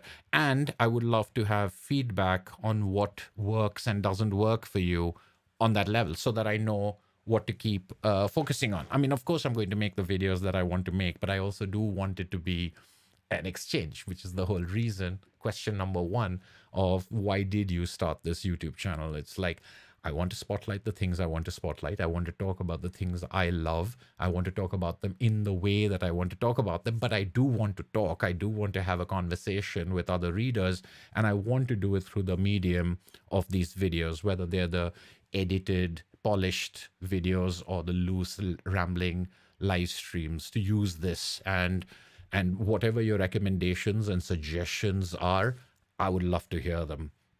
So the secret is to watch all your videos. Yes, absolutely. I mean, there are so many there are so many videos that I think that, man, do people know that I made that video? Do they know that this video is out there? I have a video called Singles versus the Hardcover of Black Hole, and and that has, by my standards, that's got like almost 4,000 views. So that's a huge that's a huge video for me. But there's something so there's something in the single issues that's not there in the collected edition, and I think it changes the story. And I think there are a couple of people who have talked about this before, but I also don't think I've heard a lot of people talking about this before. So I was like, oh, you know what, this video is going to be an interesting video because it's going to point out what the difference is. Now, of course, there's a lot of other stuff that I also have in there, but I was always very unhappy that why aren't more people talking about how this major plot point was just excised when it came time to put the book together. It's just an example, but there's a whole bunch of other stuff that is probably too niche. It's probably too self-indulgent, etc. But all of them, even if it only has 400 views, they have these comments of people saying how much they enjoyed it, and I think that's the whole point. It's that it's true that the views don't matter. It only matters whether you enjoyed making the video. What's really true is whoever watched it enjoyed it. That's what matters. If 10 people watched it, I don't want 5 people to sort of shrug and go, it was okay. I want all 10 of them to say, I'm really glad I watched that. I don't know much about YouTube. I know that thumbnails and titles are the most important thing there are, and those are the things I'm worst at. I can't do thumbnails. I can't do titles. I never think of them properly. I never think of them until the last minute. Even today's live stream announcement, just look at that. I just took like a little square and throw a photo on it and throw it up there somehow, because that's just not my forte. So that's why YouTube will always, it will do what YouTube does. We'll keep doing what we do. If you are a newcomer, if you are starting out on YouTube, you're not doing it for the money. You're not doing it for a career. So just have a good time. Just try to make yourself have fun, enjoy the process of making videos, and try to get better with every video you make. That's all I think that is required, because if there are a lot of people who start making videos about comics as a part of the conversation, that means there are a lot of voices. And if there are a lot of voices, the beauty of it is the distinctiveness and the separateness and the individuality of the voices. Not to be like everyone else and copy what other people do and talk about the same things that other people do, is to be yourself and talk about things the way you want to talk about them. Then you get this wonderful bouquet of variety, rather than a sort of more copycatty, plain and simple sort of thing. So I like the intimacy of YouTube. I like the low-tech nature of it, but I also think that, putting a lot more into the videos is a part of expression, which is what I hope to be able to continue to do with all the support that I've received. So thank you so much, everyone. Thanks everyone for joining on the chat. If you are watching on the recording and you stuck around for it, that's fantastic as well. I will be doing more live streams. I will try to make them more planned. I'm going to, as I said, schedule one every month. In fact, I should just go ahead and schedule them all at the beginning of the year. Just say these are the dates on which I'll be having my live streams, and then I'll just have to live up to that. So thank you so much, everyone. This has been fantastic. This has been